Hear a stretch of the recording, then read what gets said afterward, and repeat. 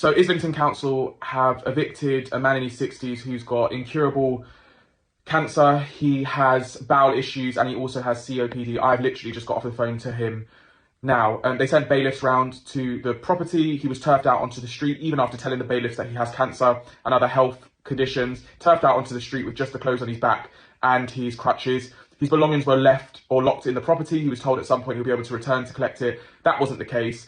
Islington Council ordered for the property to be cleared out, which they did, and they threw his belongings out, including medication, valuable possessions, and everything he had essentially was thrown out by the council. He is very unwell. He's been having to sleep on the N29 night bus and wash himself in the bathroom of McDonald's, all whilst receiving chemotherapy. I cannot tell you how angry I am after getting off the call with this guy, and he was in absolute tears down the phone to me. I've seen medical records from his doctors sent to the council over several months this year, asking for him to be treated as a priority, listing his medical needs, medical conditions. In the past, they had offered him temporary accommodation. The first one, there was an active leak in it. The second one, there was active building work. The third was shared accommodation. Now, they should be aware that with his immune system, he shouldn't have to be sharing. For those of you that have received chemotherapy or know people that have received chemotherapy and radiotherapy, you also know shared bathrooms is a thing that can't happen and shouldn't happen because it can make other people unwell, but also shared beds, for example. So that was the reason he couldn't take the third property.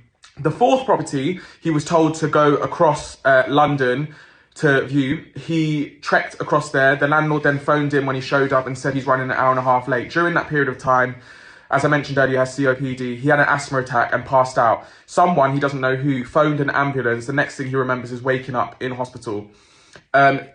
That then passed. He went to the council, tried to explain what had happened. They had basically said to him, you didn't show up to the viewing. It's your fault. Why didn't you show up to the viewing? Basically putting the blame onto him. I can hear that he is really, really unwell. And I'm so angry seeing the communication between himself and the council and the fact that they just allowed this to happen. He's been to the council every single day in the last week asking for help, and they've been telling him at the end of the day to call the out of hours service.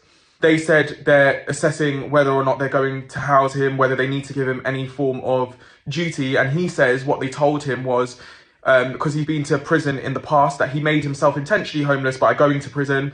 He also made himself intentionally homeless by coming out of prison and being released from prison into homelessness. So that is what they're questioning now. Bearing in mind, he's got incurable cancer, he's got COPD, he's incontinent, he needs help, he needs support, he needs assistance.